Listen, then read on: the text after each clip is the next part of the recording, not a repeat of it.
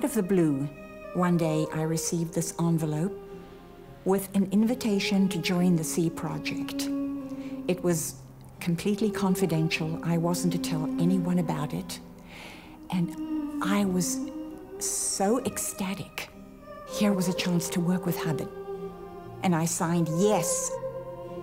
I was on my way to the greatest adventure in my life.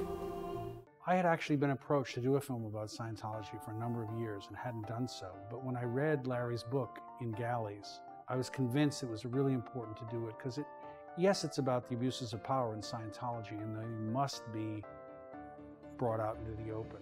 But it's also about what Larry calls the prison of belief and the process by which people, very smart, very discerning people, fall into a system of belief. And when they do so, they're taken advantage of by the people in charge of that belief system. And they end up doing appalling things. And it's very hard for them to leave. Psychologically, the doors of the prison cell are open, but nobody wants to go out. So it's really about belief. And that's something that applies to all of us, because it's not just religious belief, it can be political belief. The idea that you go down a road and you begin to believe that the end justifies the means. I told them that I was having problems with my pregnancy and I needed to use the phone. So they sent a bodyguard with me. I called one of the few non-Scientologists I knew, a wonderful woman who happened to work for John Travolta. I said, meet me at this address. I gave her a time and I hung up. I go up to my daughter's room and I wrapped her up. And there's the bodyguard with me. I said, oh, my sister-in-law is in that car. And she's gonna take the baby to the doctor. He said, well, has this been approved? Of course it was approved.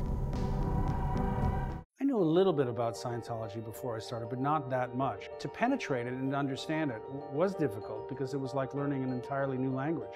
When I interviewed some people at the beginning, I had to have a translator with me because the terms were so arcane that I couldn't really understand what they were saying. The doors had bars put on them, the windows all had bars put on them, and there was one entrance door that a security guard sat at 24 hours a day. I had to stay there, sleep there. It stunk, and there were ants crawling around. You sleep about an hour, 2 hours a night. You were in such a mental state that you're very controllable, very suggestible. I think the film has had a really important impact, both broadly in terms of people who weren't involved with Scientology. Fundamentally, it's been very moving at screenings and just regularly to get emails and letters from folks who had left the church and felt afraid to speak out. It gave them permission to start speaking out about the things that in many cases had destroyed their lives.